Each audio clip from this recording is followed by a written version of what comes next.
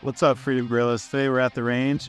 We have a Palmetto State Armory Rock. It's the 5.7, and we're going to be installing EPS Carry. And just so everyone knows, mag is empty. It's cleared. Just make sure we're staying safe.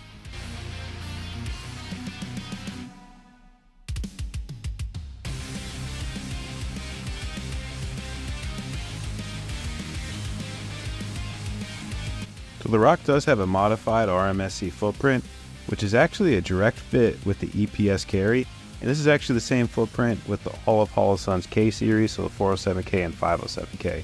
And if you wanted an RMR or doctor cut optic on, it does come with these plates. And for the screws, I'm just using what comes with the PSA Rock. To torque it to the proper specs, I'm using a Wheeler torque screwdriver, and these are available at freedomgorilla.com.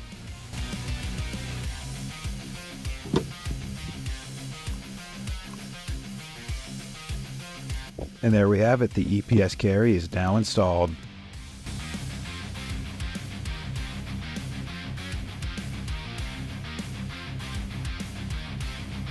It does co-witness slightly. I would say this is a 1/5 co-witness.